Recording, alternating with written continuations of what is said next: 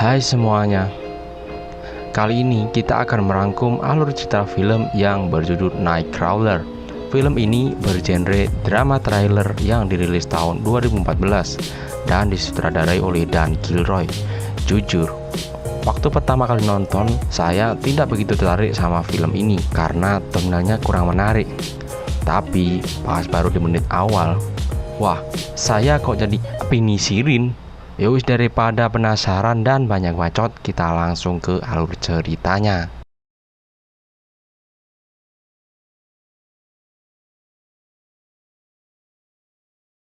Film ini akan berfokus kepada Louis Bloom, atau kita panggil saja Louis atau Lo, oke? Dia adalah seorang pengangguran tanpa tanda jasa. Untuk bertahan hidup, Lo menggunakan potensinya untuk menghasilkan cuan, tapi dengan cara yang salah, guys. Pada adegan ini terlihat Lo sedang sibuk memotong pagar kawat di sebuah kawasan konstruksi untuk dijual kepada penadah. Ketika Lo belum selesai memotong, tiba-tiba Lo didatangi oleh polisi yang sedang patroli. I'm lost. This is a restricted area. Oh, I didn't. Ketika mereka sedang asik curhat, tidak sengaja Lo melihat jam tangan si Pak Pol tadi. Merasa bahwa jam tangan itu adalah jam tangan Rolex yang harganya ratusan juta, Lo pun tiba-tiba memukul si Pak Pol itu hingga jatuh tersungkur tak sadarkan diri untuk diambil jam tangannya. Wah, ngeri anjir. Lanjut, Lo pun pergi ke penadah untuk menjual hasil curiannya. Setelah menjual hasil curian tersebut ke mandor konstruksi di pelataran material, Lo meminta pekerjaan, dan Lo pun berbicara banyak tentang dirinya adalah seseorang yang berloyalitas tinggi dan bertanggung jawab. Tetapi mandor tersebut mengatakan bahwa ia tidak memperkerjakan seorang pencuri. Oh, mamam nggak tuh? So what do you say? I could start tomorrow, or even why not tonight? I'm not hiring a fucking thief. Saat berkendara pulang, Lo melihat ada insiden tabrakan mobil dan berhenti. Di situ Lo melihat seorang jurnalis sedang membawa kamera dan meliput kejadian tersebut. Lo pun mencoba mendekati sang jurnalis tersebut dan bertanya, "Sedang apa kamu di sini?" Sang jurnalis pun mengatakan, "Saya adalah seorang jurnalis kriminal dan berita kecelakaan." Lalu Lo pun bertanya lagi, bagaimana dengan pendapatannya?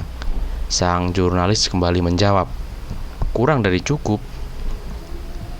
Lalu Louis pun melihat di dalam mobilnya terdapat banyak kamera, dan dari situ Louis pun menyimpulkan bahwa pekerjaan ini menghasilkan cuan yang begitu banyak. Dan dari sinilah semuanya akan terungkap.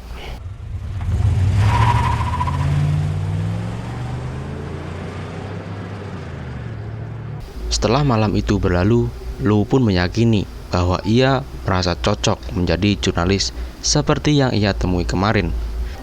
Kemudian, Lo pun menjual sepedanya untuk dibelikan kamera dan radio scanner polisi. Boss, please. I'm the owner. No. I'll give you 500. This is a custom racing bicycle, sir. What are you after? A camcorder and a police scanner. Saat pertama kali Lo mendengar kejadian, dengan sigap Lo pun pergi ke tempat kejadian tersebut. Setelah sampai, Lo melihat sang senior jurnalis sudah sampai di tempat kejadian terlebih dahulu. Lo yang tanpa pengetahuan malah menerobos pembatas polisi untuk merekam dan mendapatkan gambar yang lebih bagus. Alhasil, tindakan itu membuat polisi menjadi kesal dan mengusir semua orang di sana. Senior pun terlihat jengkel dengan tindakan Lo tersebut. Fucking asshole, you shut it down. I had a great fucking angle back there till you throttled it in. Are you fucking kidding me? Get out of here. Saat itu juga, Lo pun pergi ke stasiun TV untuk menjual hasil rekamannya tersebut. Dan ini adalah Nina, seorang yang mempunyai wewenang di stasiun TV tersebut. Alhasil, rekaman tersebut laku dan dibayar dengan harga yang cukup lumayan. How much? I'm selling this particular piece for 1,000. Sejak saat itu, Lo pun akhirnya mencari pegawai baru untuk menjalankan navigator dan penerima berita. Dan pegawai tersebut bernama Rick. Dia adalah seorang pengangguran yang baru saja dipecat dari kantornya. Rick. I'm Louis Bloom. Oh, hey, Lou. Louis. Untuk masa training, Lo pun menawarinya dengan cuan yang cukup minim. Rick menyetujuinya karena Rick sendiri sedang membutuhkan cuan. Namun sayangnya, Rick tidak memahami seperti apa Lo ini. I gotta get paid like something at least, you know? Thank you. Singkat cerita, malam pun tiba. Mereka mendapatkan laporan perampokan di sebuah rumah. Mereka pun langsung tancap gas menuju lokasi. You go really fucking fast, dude. Get out of your head, Rick. It's a bad neighborhood.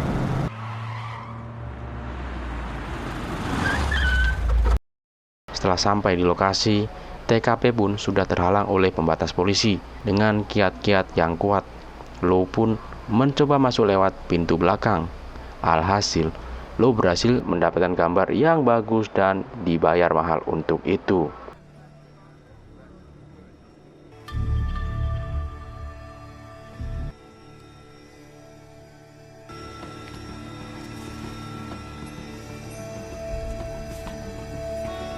Oh, that's a great piece of tape.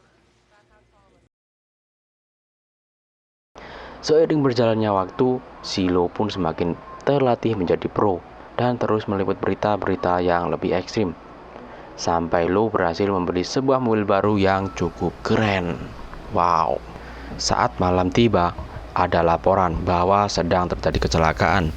Lalu Rick dan Lo pun langsung tancap gas supaya mereka sampai lebih dulu sebelum polisi. Alhasil, mereka mampu sampai terlebih dahulu. Di situ terlihat seorang pria yang sedang menelepon polisi untuk meminta bantuan. Lo mencoba meminta keterangan tentang apa yang sedang terjadi barusan, dan itu membuat seorang pria tersebut marah karena keadaan yang sedang genting. Gak ada akhlak nih Lo emang.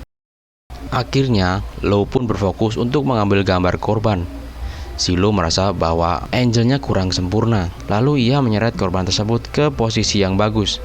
Loh, kok membaguskan sekali?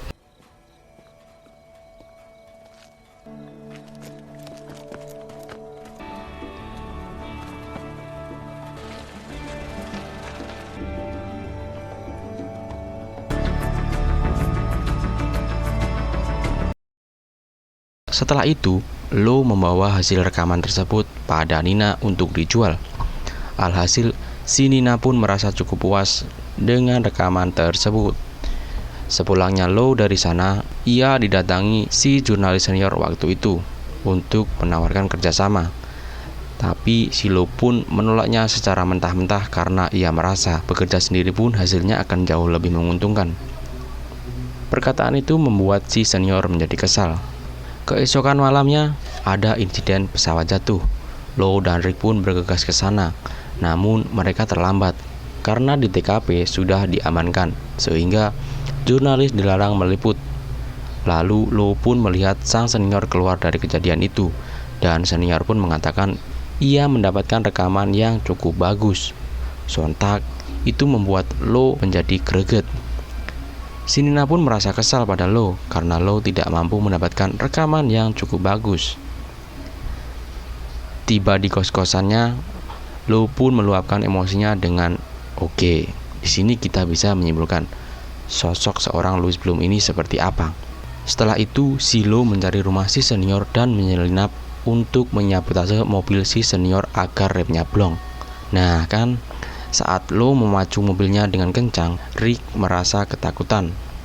Setelah sampai di jalan raya, Rick dan Lo berhenti karena ada insiden kecelakaan, dan ternyata itu adalah seniornya. Rick pun mengatakan pada Lo bahwa sesama jurnalis tidak etis jika mengambil keuntungan dari sesama jurnalis. Namun Lo mengatakan, dunia itu keras bro, kita harus profesional. Saat sesenior ditandu, ia melihat wajah Lo menyimpan banyak kepuasan. Gak ada akhlak emang si Lo ini. Saat Rick dan Lo sedang di jalan, mereka mendapatkan seseorang yang sedang memanggil polisi untuk keamanan. Lo dan Rick pun langsung tancap gas ke lokasi. Setelah sampainya di sana, mereka belum mendapati polisi yang ada di TKP, sehingga Lo bisa dengan leluasa meliput lokasi tersebut. Saat tiba di halaman rumah, Lo mendengar ada suara tembakan. Ternyata itu adalah kejadian perampokan di rumah orang kaya. dan si penjahat pun akan kabur. Dengan gercepnya, Lo bersembunyi dan merekam wajah para penjahat tersebut serta plat nomor mobilnya.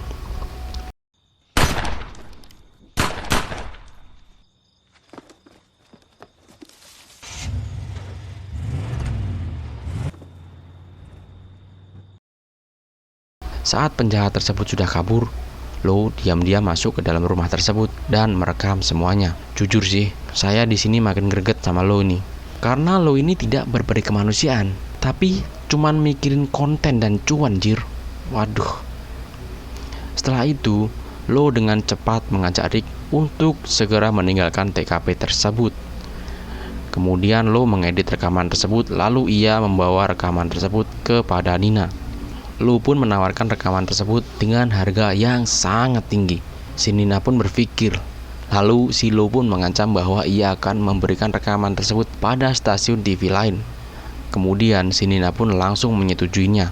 Selain itu, si Lo meminta Nina untuk memberikan kredit pada video rekaman tersebut dengan tujuan supaya Lo semakin dikenal. Wah. Singkat cerita, Lo pun sudah berada di rumahnya. Dan betapa bahagianya Lo melihat berita hasil rekamannya sendiri.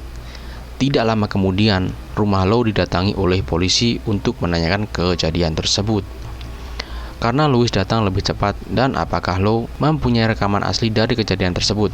Karena jika Lo terbukti menyembunyikan rekaman tersebut, ia akan dijadikan tersangka karena menyembunyikan bukti dan kejadian. Namun si Lo dengan cerdas menjawab bahwa saat ia tiba di TKP, ia lupa belum menyalakan kamera, dan saat masuk rumah ingin menolong korban, si korban sudah tewas. Sang polisi pun akhirnya pergi, dan faktanya seperti yang kita ketahui tadi, si Lo memang merekam kejadian tersebut dengan jelas, namun ia sengaja menyembunyikan rekaman tersebut dan berusaha mencari pelaku sendiri agar dapat merekam dan diberikan kepada Nina. Dan pastinya ia akan mendapatkan cuan yang lebih gede. Lo. Setelah Lo melacak plat nomor pelaku tersebut, ia langsung menjemput Rick untuk pergi ke lokasi tersebut. Di tengah perjalanan, Lo merasa puas dengan kinerja Rick dan ia menaikkan gaji si Rick. Rick pun merasa puas. I'm offering you a real opportunity here, Rick. But a moment has arrived that could allow the company. Does it come with a raise? Absolutely.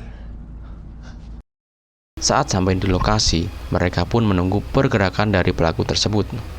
Dan saat itu juga, Lo menelepon polisi, sehingga ia dapat merekam dengan bagus lalu dijual dengan harga yang mahal kepada Nina. Tentu, itu membuat Rick merasa janggal, karena seharusnya ia langsung menelepon polisi. Itu termasuk pelanggaran, because menghalangi dan menghambat tugas kepolisian. Lo pun mengatakan, ia sengaja, karena untuk rekaman ini ia mendapatkan cuan sebesar 700 jutaan. Wow, dan itu cukup menggiurkan. Si Rick pun bertanya, apakah ia mendapatkan bagian dari situ? Si Louis pun menjawab, enggak lah men, kan barusan gue naikin gaji ente. Bekerja itu bukan soal gaji men, tapi prospek ke depan. Si Rick merasa tidak puas dan meminta ini dibagi dua, dan mengancam Lo akan dilaporkan ke polisi. Dengan tatapan Lo yang hangat kepada Rick, Lo pun menyetujuinya. Dan disinilah kesalahan Rick. Ia tidak melihat sedang bernegosiasi dengan orang macam Lo. Ngawur Rick ini. Okay, I want more money. Fuck that.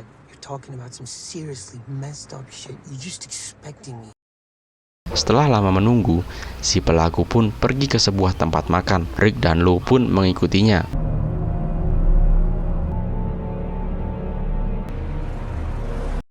Dan dengan cepat Lo menelepon si polisi untuk melaporkan bahwa si pelaku sedang berada di sebuah tempat makan. Setelah polisi datang, si Lo menyuruh Rick untuk berada di Angel yang tepat untuk merekam kejadian penangkapan tersebut. Si Rick pun agak ragu, namun ia menyetujuinya. Tak disangka terjadi baku hantam baku tembak di tempat tersebut, dan mereka berhasil merekamnya. Namun ada salah satu pelaku yang mencoba kabur. Si Rick dan Lo pun mencoba mengikutinya, namun Rick merasa ketakutan.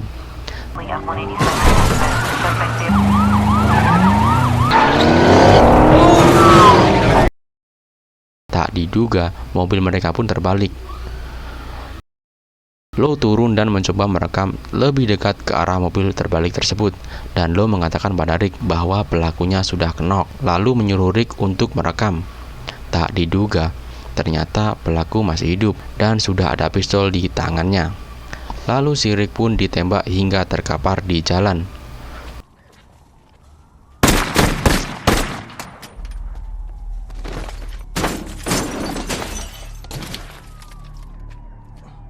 Louis pun mendekat ke arah Rick.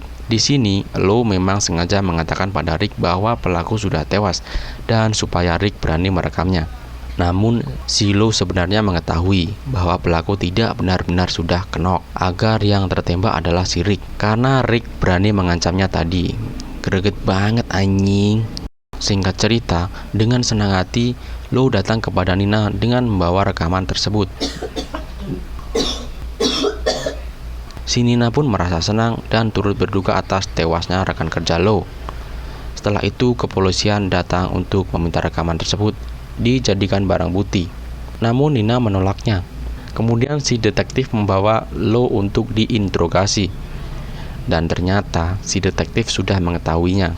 Ternyata si Lo sudah merencanakan ini semua. Si detektif terus menginterogasi Lo. Namun si Lo yang sangat manipulatif membuat si detektif merasa kesal sendiri. And I saw what looked like the same men. Didn't see the men. No, you didn't get a good look at them. Setelah tidak ada bukti, si Lo pun diizinkan untuk pulang. Di akhir cerita, ternyata si Lo, sang jurnalis otodidak ini berhasil mendirikan perusahaan jurnalis sendiri dengan merekrut pegawai-pegawai baru. Tamat. Di sini kita bisa menyimpulkan bahwa si Lo ini adalah seorang psikopat yang manipulatif, yang artinya ia pandai berbohong dan mudah mendapatkan kepercayaan dari orang lain. Sekian rangkum cerita film kali ini. Semoga kalian terhibur. Salam pengangguran Indonesia.